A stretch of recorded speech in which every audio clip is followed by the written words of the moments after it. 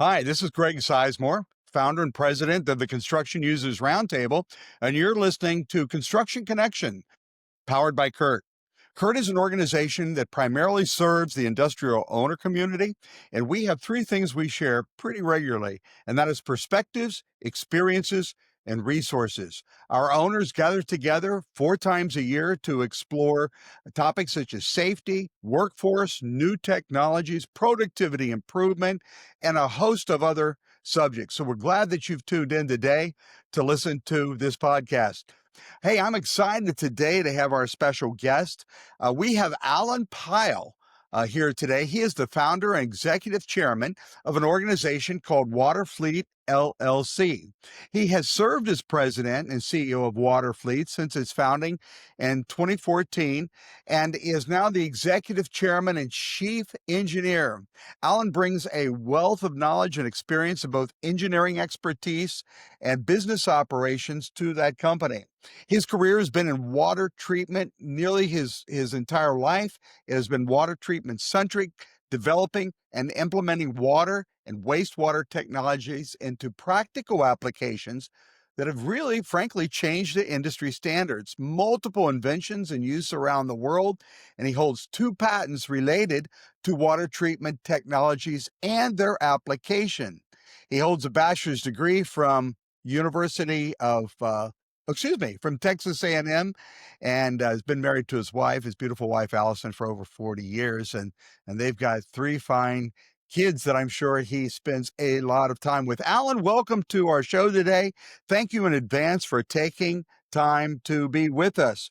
So you had presented not long ago and representatives of Waterfleet, and I didn't, frankly, we respected it, but I think the word is intrigued after I heard you present. And we had a conversation on the way home from that event, our staff, as to how intriguing and interesting and important what you do is to our industry and to our members.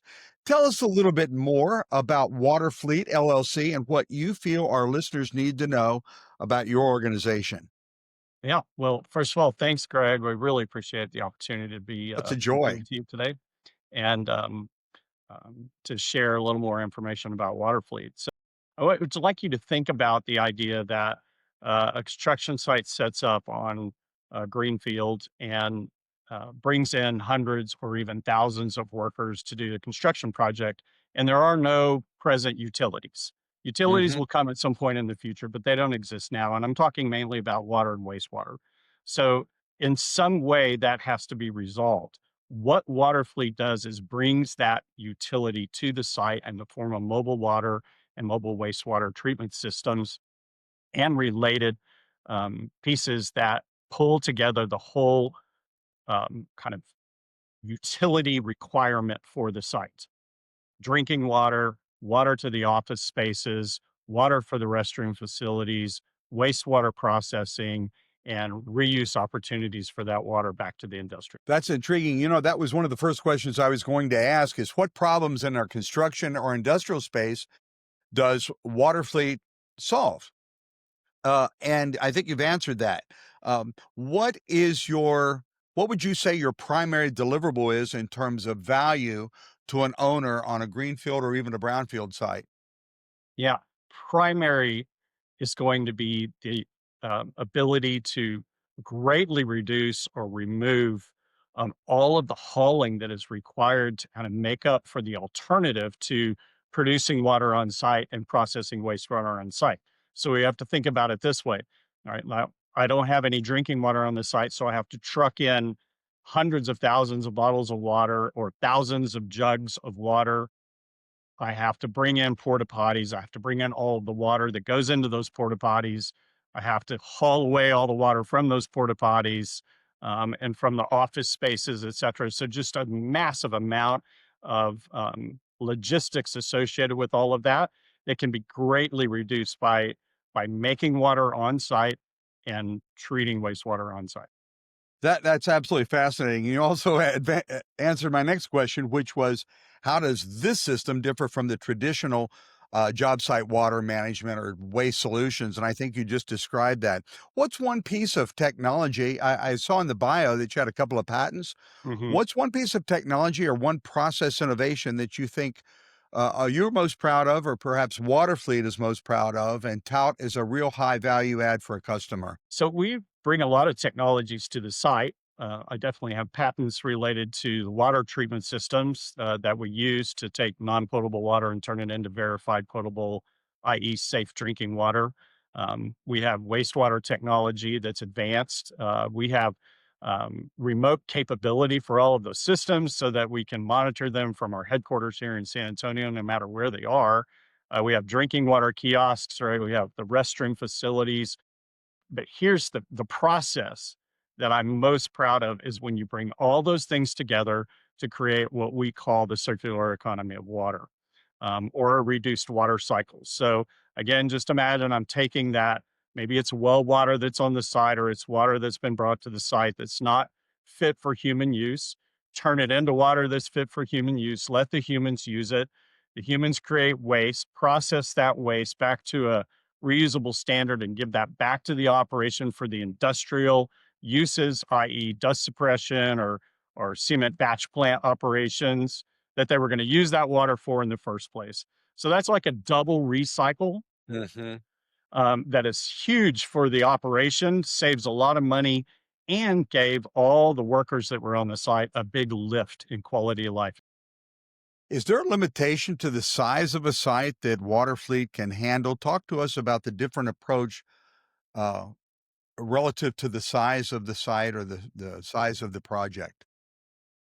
So I would say that what I just described to you is viable from, say, 500 people on a site up to 10,000 people on a site. We're Wow. currently on a site that's running 9,000 people, that is doing all of those things, or at least most of them, quite efficiently. So I think you've already touched on this a little bit, but are there some other environmental or sustainability issues that you feel that Waterfleet may touch on? I think you've answered that a little bit about tightening the process, the circular process of hmm water management. Are there other sustainability or environmental factors that makes this attractive in a site? Yeah, well, two ways I would talk about that.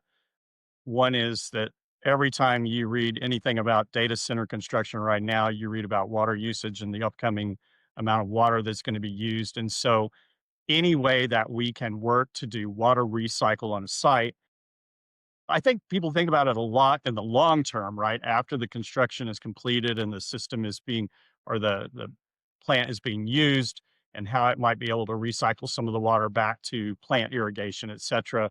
But whatever happened to talking about it during construction, right? That's where we're at. Is like hundreds of millions of gallons of water can be recycled during the construction phase, which is a big deal. And customers that are building LNG and building data center, battery plants, all those kind of things are all looking for that kind of sustainability metric. The other, and probably the bigger, is the drinking water issue for the workers that are on the site. So One, yeah, yeah, go go ahead. right ahead. One worker consumes about 8 bottles of water per day per shift on a site. You have 5,000 workers times 8 bottles. You've got tens of 400. thousands of bottles that are trash at the end of the day, have to be collected, have to be put into dumpsters. I mean, literally full dumpster loads haul off every day just from the trash related to bottled water. So if you can reduce or eliminate that, that's a major win, both environmentally and again, then it's a win for the workers that are on the site. Yeah, no kidding. So is there an ideal set of prerequisites or conditions that describe your ideal customer? And do you typically sell to the owner or do you sell to the contractor or perhaps it's both? So what does your ideal customer look like? What prerequisites should that customer have? And is it an owner or a contractor? Yep. Our customers primarily are the contractor, because the contractor is responsible for bringing the workers to the site and providing the services to the workers, and that's where Yeah. we're impacting the site. But I will say that it's becoming more and more prevalent that the owners are requiring that the contractors bring sustainability metrics to the construction project and bring worker quality of life issues up from what you would call, I guess, the old standard. What is the most dramatic quote unquote quality of life issue that you feel that this service can offer the workforce on the job site? What's most changed, most significant? What has the highest impact for the individual worker on the job site, in your opinion? Yeah. Well, you've been on a work site plenty of times, right? And Yes, you may have had to go use the porta potty, yes, right? And you didn't like it. And that's right. imagine that you're a person that has to Were work on you the that guy in site. line behind me? Is that how you know all this? I'm right there with you. Yep, that's right. Yeah, Um, 100%. Now imagine that you're the person, man or woman, who is going to work on that site for 5 years, 12-hour shifts, 5 to 6 days a week. And that's your reality. So, um, how do you overcome the portability problem? You have to have utilities in order to make a restroom work properly. You've got to have flowing, clean, potable water, right, for flushing toilets, but mainly for hand washing, hot and cold water hand washing. You need to have that in a climate controlled environment. And then you need to be able to process that waste that comes out of there appropriately for reuse. So while we're not in the restroom business per se, our services enable the use of proper restroom facilities that can dramatically change the work life experience. Boy, that is so true. Are there any safety implications to this? Now, you've just described the importance of worker morale. And by the way, most of our audience listening to this podcast will understand the importance of critical workforce shortages, both professional and craft professional. And so, retaining your good people, your A team on a project for a long period of time, this makes it very important. Are there other safety considerations that you feel that this process delivers that our customer or contractor may not have thought of? Yeah, well, I mean, just to go back to the porta potty for a second, Yeah. when you sat inside there, that's a safety issue in and of itself, right? It's a hygiene safety issue. It's are there wasps coming up out of the, hole, so to speak? There's a lot of just kind of problematic issues around the porta potty. So being able to elevate that is definitely a safety boost. But Hmm. let's talk about drinking water for a second, right? So the objective of bringing drinking water to a site is OSHA says that you should have chilled drinking water, usually between 50 and 60 degrees for the worker on the site, and that they should have ample use available to them within a certain walking distance. All of those things are very true. And so the logistics of trying to make that happen on the site can be quite difficult when you're trying to move, as I said, hundreds of thousands of bottles of water around, et cetera. If if I can provide a way for workers to get to chilled drinking water that's consistently the right temperature from morning to evening, then that is huge for EHS because EHS then knows that they've kind of got that hydration part a little better in control. If you have a bottle of water that shows up in the morning in a giant cooler that has 500 pounds of ice in it, it's too cold to drink when it's in the morning, and then by the afternoon, it's hot. So there's just all these kind of problems associated with trying to mechanically handle that, as opposed to using chilled water or chilled water kiosks. And I think that's a huge thing. We've also been able to develop technology now attached to those that can monitor hydration. So a person walks up to dispense water, and it can at least know that they dispense that water when and how much. It can know what the temperature, ambient temperature is, and the humidity, and it can do a calculation to say that they're on track for proper hydration for the day, or they may be falling a little behind. And that's pretty innovative stuff. Yes, that is innovative and intriguing, in fact. So, what other benchmarks for success do you use? So, you've got the process, you've described some great features and benefits of its use, including worker morale, including sustainability. How do you measure success in your organization with Waterfleet internally? When you do an installation, if that's the proper word, or provide that service to the contractor, What do you keep an eye on, and what do you do a postmortem on after the project's completed? What are you looking for in terms of improvement, let's say? Yeah, very great question, Greg. Okay, so I'd say that we're looking for usage, right? Are Mhm. the offerings that we're putting out there being used appropriately, or are people looking for an alternative way? And if they're looking for an alternative way, that means probably that the service that we're providing needs to be addressed. And that's true for any supplier providing anything on a site that, in a service form. We're not a rental company. We don't just rent these assets and walk away. Right. We Right. actively operate them continuously during the entire cycle of life out there. And so I think it's very important for us to know that usage is high and that feedback is really good on the water tastes good, the water was cooled, the bathroom was clean, the bathroom was usable. All those things are important to us. But there's a whole backside to this that's actually maybe more important that most people don't see. And that is our commitment to compliance, both to regulatory standards and even above. And so we have a whole compliance department. In fact, at our company, our compliance department is second largest only to operations. Oh, And kidding. that group of people are constantly testing our water and wastewater effluents. They are sending them out to labs. We are complying with permits that we may have pulled to operate in certain circumstances and engaging with regulatory agencies. Our ability to be in full compliance, above reproach is a way that we like to say it around here, is super important to the company and a thing that we're tracking constantly. Fascinating. You were listening to the founder of Waterfleet LLC in a meeting at CURT, and we've all found it intriguing in the staff. So we're doing a deeper dive in this podcast. So, Alan, what other kind of industry trends do you see that will demand more or a closer look at water management? Do you see any kind of industry trends that say, boy, guys, gals, this is an industry opportunity, a business opportunity for Waterfleet? We need to do something about it. Share with us your perspective, industry trends that lend itself to this kind of service. And the reason I'm asking Alan this question is that CURT is about perspective, shared experiences, and shared resources. So this is one of those questions that inures from those three key deliverables. Any thoughts on that, Alan? Absolutely.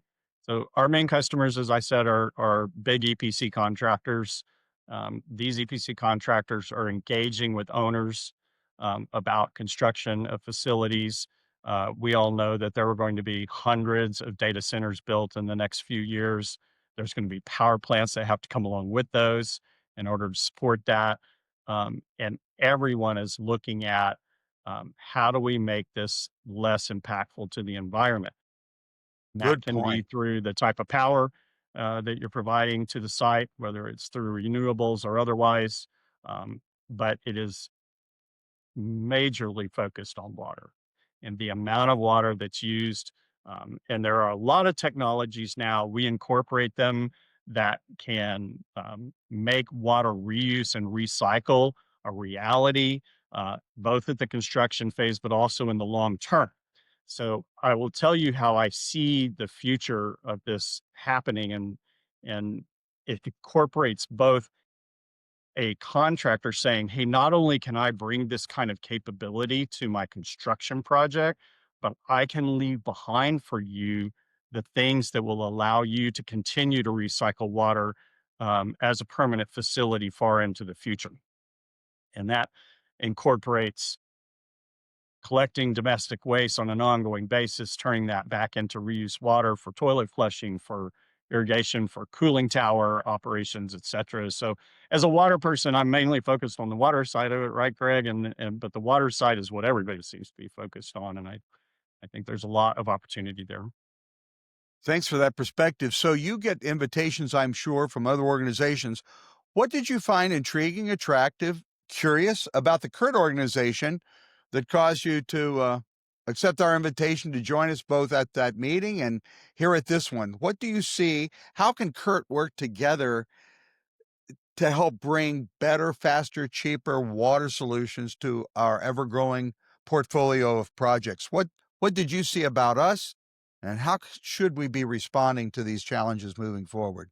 Yeah. Well, as I hope that I provided some positive Yes. impact to the folks that were there, but I actually got a lot of positive impact by being there, by listening to the problems that people are talking about and the Right. potential solutions that they're bringing to the table.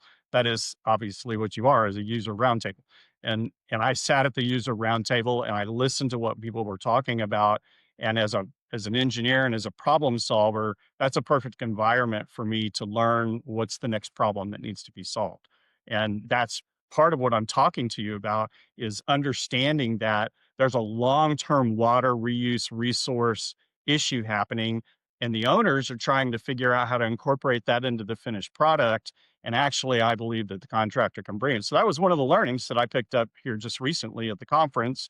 And I believe that my attendance there and hearing about the issues is going to allow me to help Waterfleet develop new and innovative things that are good for everybody in the industry. So again, we're perspectives, resources, experiences, we share those. What can our CURT members or owners do to get involved or to learn more about Waterfleet?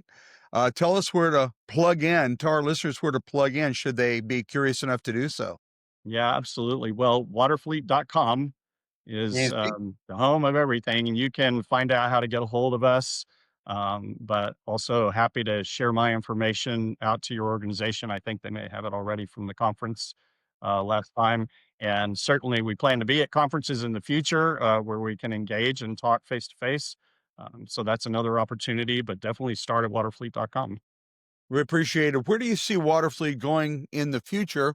And as we begin to wind down our time together, uh, if you could challenge our industry and our owners to change one thing about how it operates, its projects, deals with its people, uh, what would it be? So, where do you see your organization, your industry, your little part of our project success Hmm. going in the future? What do you think's next after next? And then, if you could change one thing about how owners contractors interact, what would that be? I would ask that they put worker quality of life at the front of the line instead of the back of the line. So when I you're want you to say that. I'm going to interrupt you because I think I agree 1,000% in this era of shortages, both at the Mhm. workforce, the craft force, and the executive level.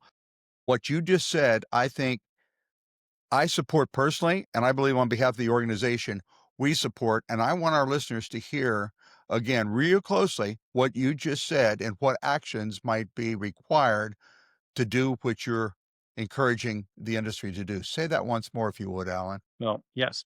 If we could put the quality of life of the workers at the front of the thought process instead of at the end of the thought process, a lot more could be incorporated into the thinking. So you think about an EPC is going to get, they're bidding for a big $10 billion job, let's say, or even $1 billion job. And it's a 3-year process of trying to figure out what the costs are going to be and making sure that they can get everything in line to bid appropriately. And if you started at the front end with saying, "We are going to provide these levels of quality of life for our workers on the site," and then figure out how those costs build out all the way through, what you would actually find out most of the time is that it's equal or less expensive. But if you start to look at it on the back end, once you've baked in all of things like porta potties and other deals, then it's very hard for you to unwind what all the implications of the secondary costs are associated with that, and you end up going, "Oh, it's too expensive." Mm. And that's not okay for quality of life for workers, right? It turns out that it's not, but we just need to be thinking about it much further at the beginning of the process, and then it becomes clearer. I think that statement right there answered both questions. What do we need to do? What do you see emerging? Um, I think as we begin to wind down, we've been on here about 25 minutes. I want to remind you that you're listening to Construction Connections powered by CURT, the Construction Users Roundtable, where we seek to improve the industry by focusing on shared resources, experiences, and perspectives, one with the other. And our guest today has been Mr. Alan Pyle, founder of Waterfleet LLC. If you want to know more about it, Waterfleet, very simple, one word.com. And Alan would be glad to talk to you, I'm sure. Alan, once again, thank you and your team. That was an intriguing presentation that I heard in person on site, and it's been absolutely a delight and joy to share with you this afternoon. Thanks for taking the time to invest in our members in this industry. We appreciate it. Absolutely. My pleasure, Greg. Enjoy talking to you. Thanks. And we'll see you soon. Great. Thanks, Alan. And we'll see you again soon here at Construction Connections, powered by CURT. Thanks for joining us.